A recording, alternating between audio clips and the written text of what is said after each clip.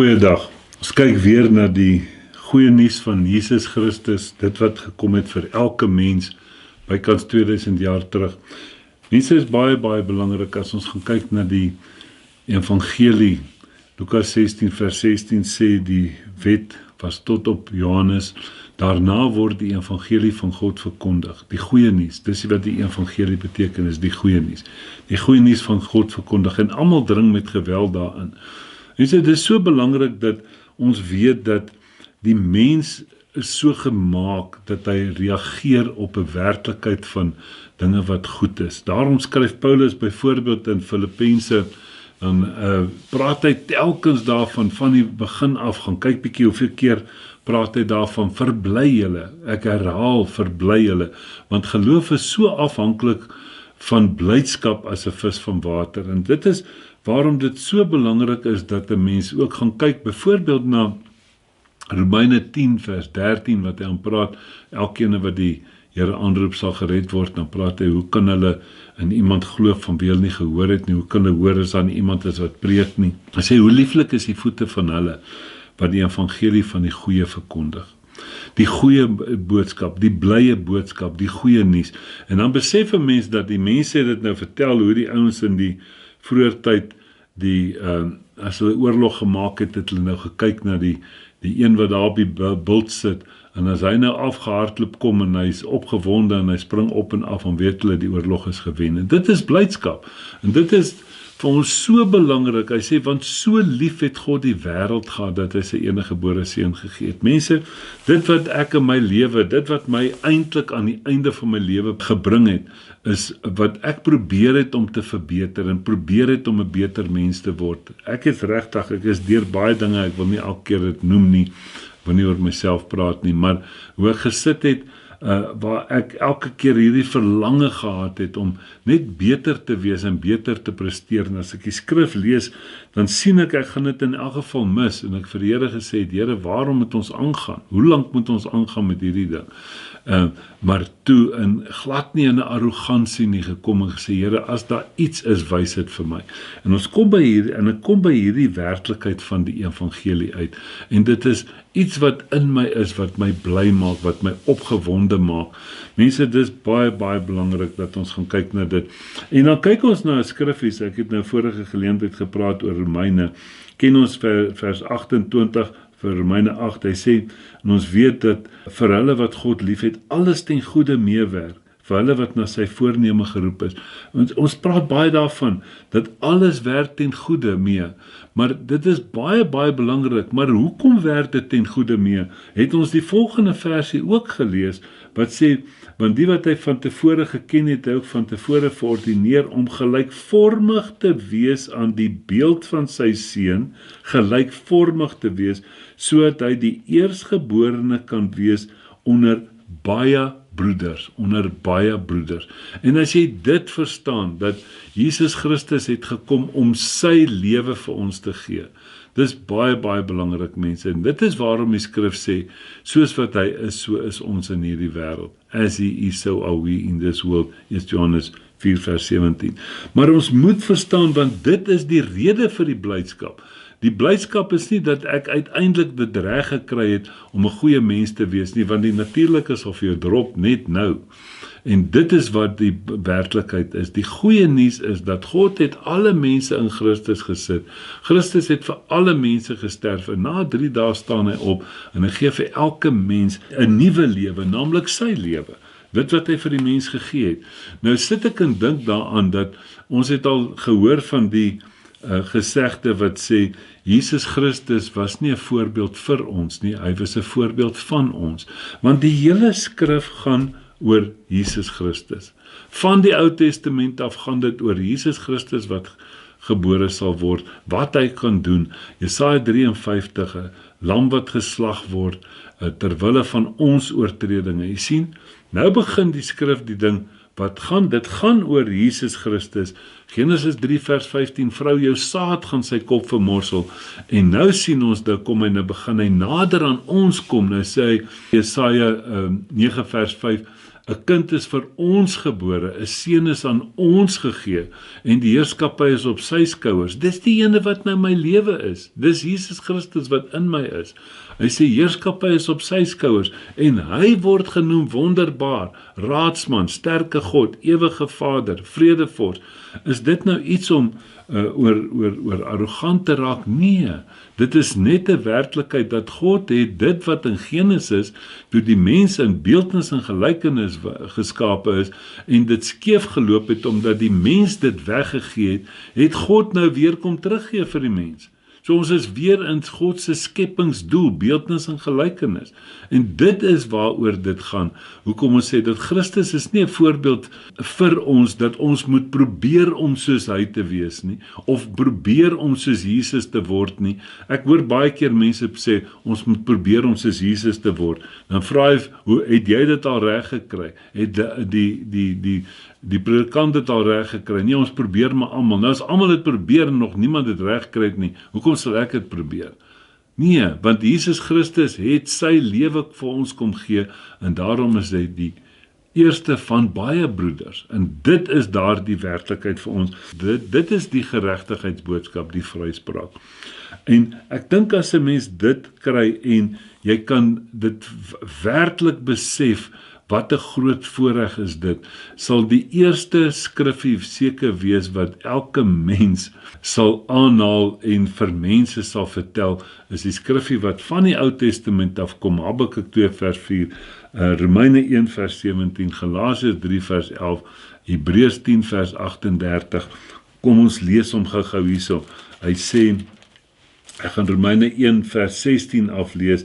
Hy sê, want ek skaam my nie oor die evangelie. Kyk, daar kom die woord, die evangelie, die goeie nuus van Jesus Christus nie, want dit is 'n krag van God tot redding vir elkeen wat glo. Eerste vir die Jood en ook vir die Griek. Vir elkeen wat glo. Dit is 'n geskenk van God, wat jy moet dit net glo. Selfs Johannes 16 vers 9, dan sê Jesus, wanneer die Heilige Gees kom, sal hy oortuig van sonde, geregtigheid en oordeel. Dan sê hy dubbelpunt, dan sê hy van sonde, omdat julle in my nie geglo het nie. Dis die sonde wat oorbly, is om nie te glo wat God in Jesus Christus gedoen het nie, toe hy almal in Christus gesit het, Christus vir almal gesterf het, die ou Adamiese ras tot niet gemaak het, en weer sy gees uitgestort het op alle vlees, soos wat beloof is, en wat ons dan in Handelinge lees. Nou sê hy, die evangelie van Christus is 'n krag van God tot redding vir elkeen wat glo, eerste vir die Jood en ook vir die Griek, want die geregtigheid van God word daarin geopenbaar, uit geloof tot geloof. Geloof is 'n oortuiging. God se oortuiging word my oortuiging. God was 100% oortuig in dit wat hy gedoen het. Maar nou moet dit my oortuiging word. Hoe word dit jou oortuiging? Geloof kom deur die gehoor, gehoor deur die woord van God. Die oomblik as jy dit hoor, en jy hoor dit, en jy hoor dit weer, dan word dit naderhand vir jou oortuiging, soos wat jy in graad 1 gelees het, leer het, 1 + 1 is 2. Met proppies, met appels en alles, totdat jy dit weet, dan sal niemand jou weer andersins kan oortuig nie. Dan sê hy, geopenbaar uit geloof tot geloof, soos geskrywe is, maar die regverdige sal uit die geloof lewe. Wat beteken dit om uit die geloof te lewe? Met ander woorde, die geloof is dan 'n bankrekening waaruit jy trek. So alles wat jy nodig het. Met ander woorde, Jesus sê self vir hulle, julle kry nie, omdat julle nie vra nie. Nou wat vra jy by God? Die vraag is eintlik, jy doen navraag. Nee, dit is wat dit eintlik is, jy doen navraag. Is hierdie ding vir my weggesit? En as jy in die skrif kyk, dan gaan God vir jou sê, ja, dit is jou deel. Dis nie jou deel om 'n ander man se vrou te vat nie, dis nie vir jou weggesit daar.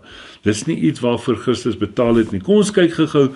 Ek wil gou kyk, ek het op 'n stadium daarvan gepraat, dat ek wil kyk na die eerste brief wat Paulus geskryf het vir die verskillende gemeentes, Romeine, Korintiërs, Galasiërs, Efesiërs, want in die begin dan sê hy vir hulle baie belangrike goed, wat van toepassing gaan wees as 'n fondasie vir die res van daardie brief wat hy geskryf het. En dan het hy ook vir hulle gesê, julle moet die briewe aan die ander ouens gee om te lees, en julle moet die ander gemeentes se briewe ook lees.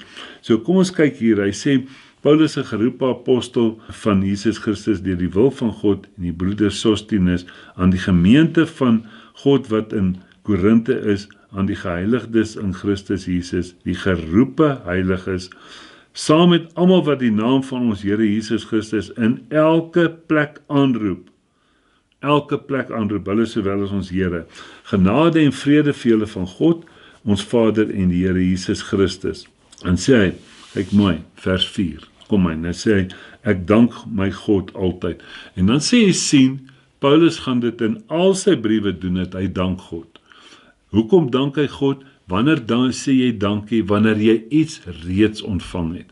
Jy sien, en dit is die belangrikste. Hy sê, ek dank my God altyd oor julle vir die genade van God wat aan julle in Christus Jesus gegee is. Waar is dit gegee? In Christus Jesus. Is dit in Moses gegee? Nee. Mense, ons praat van die genade boodskap. In Romeine praat hy dat julle deur die geloof die toegang tot die genade het. Met ander woorde, jy kan nie in die Ou Testament daarna gaan kyk nie, want toe het die geloof nog nie gekom nie. Met ander woorde, die oortuiging aangaande Jesus Christus. Hier sê hy dat vir die genade van God wat aan julle waar in Christus Jesus gegee is. So, jy moet kyk na die boodskap na die kruisiging. Hy sê dat julle in alle opsigte, kyk mooi, Paulus skryf hierso, hy sê dat julle in alle opsigte in hom ryk gemaak is, in elke woord en alle kennis. Mense, baie belangrik, julle is in alle opsigte ryk gemaak. Jy gaan, en dit is presies wat Dawid geskryf het, Psalm 23, die Here is my herder, ek kom niks kort nie. Dit was absoluut daai 'n profetiese woord, maar dan sien jy dit is die werklikheid in Jesus Christus. Hy sê, soos die getuienis aangaande Christus bevestig is waar? Onder julle. Die King James sê in julle. Nou, daar's 'n paar plekke wat die Afrikaanse vertaling praat van onder julle. As jy mooi wil verstaan, dan sal dit wees, dit is onder ons. Hoekom? Omdat Christus in ons is dit onder ons teenwoordig. Maar belangrik hier is, die getuienis aangaande Christus bevestig is. Hy sê, sodat julle in geen enkele genadegawe agterstaan nie. Geen enkele genadegawe. Mense, as mens mooi na hierdie werklikhede gaan kyk, dan besef 'n mens dat jy die volle werklikheid ontvang. Jy het nie net 'n deeltjie van Jesus ontvang nie. Ek kyk nou die dag weer na 'n babietjie wat gebore is, en ek sit net so en kyk na daardie babietjie en ek verstaan dat daardie babietjie het Jesus Christus kompleet. Nie 'n baba Jesus of wat ook al nie. Jesus Christus kompleet. Die skrif sê in Kolossense 2 vers 9 en 10, die volheid van God is in Jesus Christus. En julle het daardie volheid. Julle het dit. Elke mens, daar staan nie na 5 jaar of na 10 jaar of wanneer jy dit nie. Dis absolute volheid. Nou kom Efesiërs 1 vers 13, dan sê hy, hoe werk hierdie goed? Want God het in Christus gegaan en Christus het gesterf en hy het betaal vir alles, die volle pakket. Vir elke ding wat jy ooit in jou lewe nodig sal hê, het Jesus Christus voorbetaal. Nou sê Efesiërs 1 vers 13, hoe kry jy dit? Want dit lyk nie of ek dit het dalk nie. Hy sê, in wie julle ook, nadat julle die woord van die waarheid, nie die woord van die wet of die woord van Moses nie, die woord van die waarheid, Jesus sê, ek is die weg, die waarheid en die lewe. Toe jy die woord van die waarheid, die evangelie van jou redding, na die kruisiging, die evangelie van jou redding, toe jy dit gehoor het, en dit jou eie gemaak het, toe jy dit geglo het, word jy verseël met die belofte van die Heilige Gees. Mense, en dis so belangrik. Nou sê hy, word jy verseël met die belofte van die Heilige Gees. Met ander woorde, 'n verseëling is dat niks kan inkom nie, niks kan uitgaan nie, jy's verseël. Ons weet mos nou wanneer hulle jam maak in sy klaas, dan seël hulle hom met was bo-op. En dis so belangrik, dat ons nie weer in veroordeling kom en sê, nou moet ek Christus op my, of iets van die aard, of ek moet nou 'n groter werklikheid kry, of ek moet by die volheid, nee, die volheid is reeds in jou. Dit is die openbaring van Christus in julle, Kolossense 1 vers 26:27, maar dat jy tot 'n volle ontdekking daarvan moet kom, dit is die werklikheid. So al hierdie goed, geregtigheid, heiligheid, verlossing, wysheid, liefde, alles is geskenke wat God in Christus in ons harte uitgestort het, maar dit word net joune die oomblik as jy dit joune maak. Maar wanneer jy sê, ek gaan hierdie een vat, maar nie hierdie een nie, die een wat jy nie wil hê nie, sal nie joune wees nie. Ons praat altyd daarvan, ons sê, jy's 'n beeldhouer van jou eie beeldhouwerk, dan weet jy, daar is sulke beelde wat hulle het, wat nie arms het nie, vrouens wat nie arms het, en daai goed het julle dit al gesien. So as jy 'n beeld maak, en jy wil nie 'n arm hê nie, en jy kap die arm af, gaan dit 'n baie mooi beeld dalk wees, maar hy gaan nie arm hê nie. In ander woorde, dis wat die skrif vir ons hier sê, waar Paulus vir ons sê, moenie nou deur elke wind van lering gaan nie. Efesiërs 4 sê daar, as hy praat van die vyfvoudige bediening, hy sê, totdat jy kom tot die volheid van Christus, tot 'n volwasse man, tot die volle mate van Christus. Ons moet tot die volle mate van Christus kom. Hy sê, sodat jy nie weer deur elke wind van lering heen en weer gewaai word, nou is dit, nou is dit nie meer dit nie. Nee, mense, hy sê hierso, sodat julle in geen enkele genadegawe agter staan nie, terwyl julle wag op die openbaring van ons Here Jesus Christus. Nou sien jy, daai openbaring van Jesus Christus, is alles was verborgenhede. Efesiërs 1 gee dit vir jou baie mooi, dit was verborgenhede, en nou is dit uit, met ander woorde, nou word dit openbarings. Nee. So wanneer hierdie werklikheid van Christus in jou geopenbaar word, met ander woorde, Paulus skryf dit anders, en hy sê, in Galasiërs 4, hy sê, ek is in barensnood, totdat Christus in julle gestalte vind.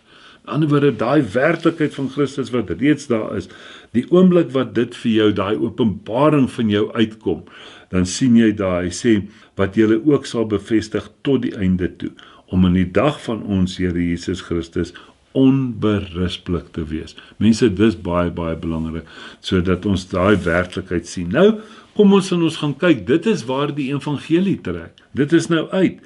Paulus skryf telke male, dit wat vir eeue en geslagte verborge was, maar nou geopenbaar is. Petrus skryf het, 1 Petrus 1 vers 18 tot 20 sê, julle is nie gered deur silwer en goud nie. Hy sê, maar dit was voor die grondlegging van die wêreld, maar nou gemanifesteer. So dit is daardie werklikheid, dit het gemanifesteer, Jesus Christus was op aarde, Galasiërs 3 sê dat hy was afgeskilder voor ons as gekruisig, ons het dit gesien, ons kan dit in die skrifte sien. Nou kom Paulus in vers 10 en sê, hoe is dit dat julle nou elkeen nog steeds verskillende dinge glo? Het Matteus 15 vers 6 nie gesê, julle maak die werk van God kragteloos deur julle tradisies nie. Ons bly, moenie in jou tradisie bly nie. Kyk hier wat sê hy. Hy sê, maar ek vermaan julle broeders in die naam van ons Here Jesus Christus om almal eensstemmig te wees en dat daar geen skeringe onder julle moet wees nie, maar dat julle verenig moet wees in dieselfde gesindheid en in dieselfde mening. Mense, ons kan nie vir mekaar verskil as ons dieselfde boek gebruik nie. Hoe is dit dat ons dieselfde handleiding gebruik en daar's oor 3000 verskillende denominasies. Maar elke voertuig kom uit met sy eie handleiding, maar ons het een handleiding. Dit is nie 'n werklikheid nie. Paulus skryf weer eens, Efesiërs 4, dat ons moet tot 'n eenheid kom, want daar's net een God, een Vader, een Jesus Christus, een Gees, een doop. Alles is daar net een. Hoe kry ons dit reg dat daar skeringe? Dis nie 'n werklikheid nie. Hy sê, om almal eensstemmig te wees en dat daar geen skering onder julle moet wees nie, maar dat julle verenig moet wees in dieselfde gesindheid en dieselfde mening. Want dit is aan my deur die huisgenote van Cleo bekend gemaak aangaande julle, my broeders, dat daar twiste onder julle is. Ek bedoel dat elkeen van julle sê, ek is van Paulus, ek is van Apollos, ek is van Cephas, ander sê ek is van Christus. So Christus is maar 25%, hy is maar 'n kwart van die werklikheid. Dit kan nie wees nie, Net verder aan 1 Korintiërs 3, dan sê hy, ek moet met julle weer praat, hy sê, want julle is soos klein kindertjies in Christus. Julle is in Christus, maar soos klein kindertjies. Hoekom? Dan sê hy, omdat daar verdeling onder julle is. Hy sê julle wandel nou nie meer na die gees nie, maar na die vlees. Is ons veronderstel as Christus ons lewe is, dat ons na Christus wandel, want hy is ons lewe. Nou wandel ons na die mens. Jy sien die probleem wat daar ingekom het. Nou kom hy en hy begin met die antwoord vir die mens kom. Hy sê vers 17. Hy sê, want Christus het my nie gestuur om te doop nie, maar om die evangelie te verkondig, die evangelie, die goeie nuus. Nie met wysheid van woorde nie, sodat die kruis van Christus nie verydel mag word nie. Mense moenie probeer, hoekom wil jy probeer om die ding verskriklik in te kleur, as jy dit, kan jy dit beter sê as wat God het gesê het? Nee? En dit is hoekom dit belangrik is. Hy sê vir ons dat jy moenie kom met die woorde van menslike wysheid nie. Hy sê dit wel in die 2de hoofstuk weer. Hy sê, ek kom nie na julle toe met die voortreffelikheid van woorde of wysheid nie, en ek het my voorgeneem om niks anders te onder julle te weet nie as Jesus en Christus in hom as gekruisigde nie. Hy sê hoekom? Hy sê, want as ek na jou toe kom met 'n mooi toespraak en ek bou jou selfbeeld op en ek het 'n motiveringsbediening en 'n motiveringspreek, dan motiveer ek jou, en as jou wiele afkom hier in die week, dan moet ek jou weer in stand hou. Hy sê nee, ek gaan jou aan Christus vasmaak. En as jy ergens 'n probleem kry, gaan jy na hom toe. Hy sê, bring julle sorge na my, want ek sorg vir julle. Mense, is so belangrik, hy sê hier, ons moet nie die kruis van Christus verydel nie. Vers 18, want die woord van die kruis is wel dwaasheid vir die wat verlore gaan, maar vir ons wat gered word, is dit die krag van God. Die woord van die kruis is dwaasheid vir hulle wat verlore gaan. Mense dink, en ek vang my baie keer in daai ding en dink ek moet nou weer 'n bietjie mooier preek. Hulle raak dalk boring, maar ek kan nooit boring word nie, want Paulus skryf 1 Tessalonisense 2 vers 13, hy sê, toe julle hierdie woord gelees het, of gehoor het julle dit nie aangeneem as 'n woord van 'n mens nie, maar vir wat dit werklik is, as die woord van God. Hy sê ook, wat werk in julle wat glo. Hy sê, so hier is, God is besig met ons, om met ons te praat. Hoe kan dit boring wees? Jy sien, dit is waar die probleem is. Dis hoekom daar twiste is, dis hoekom daar verdelings is. Dis hoekom ons wonder, as ons na die eerste paar verse kyk van vers 4 tot 8, dan wens ons kan iets bykry, en ek kan hierdie gawe bykry en hierdie. Hy sê, nee man, jy het alles, jy het Christus kompleet. Maar hoe gaan dit werk? Die oomblik wat ons nie kom met woorde van menslike wysheid nie, en die kruis veredel nie, hy sê, want die woord van die kruis is dwaasheid vir die wat verlore gaan, maar vir ons wat gered word, is dit 'n krag van God. Nou sit hy hier, hy sê, vers 21, hy sê, dit het God behaag deur die dwaasheid van die prediking, die wat glo te red, want die Jode vra teken en die Grieke soek wysheid. Jy sien, elkeen het sy eie dingetjie, maar ons verkondig Christus wat gekruisig is, 'n struikelblok vir die Jode en dwaasheid vir die Grieke. En dit is wat Paulus sê in die 2de hoofstuk. As ons by mekaar kom, die werklikheid van stigting is, ons verkondig Jesus Christus in hom as gekruisigde. Nie Jesus Christus of die wet of wat ook al nie. Hy sê, ons kom by mekaar en ons verkondig Jesus Christus en hom as gekruisigde. Nou kyk jy hier, dan sê hy, die 30ste vers sluit hy af, so mooi. Hy sê, maar deur hom, deur God, is julle in Christus, wat vir ons geword het, ons wysheid uit God, ons geregtigheid, ons heiligmaking en ons verlossing. Hy het dit vir ons geword. Daarom het ek die wysheid, daarom is ek geregtig, daarom is ek heilig, en daarom is ek verlos, die oomblik wat ek my ou lewe as drek beskou en Jesus Christus my lewe is. Dis die evangelie, die goeie nuus van Jesus Christus. Amen.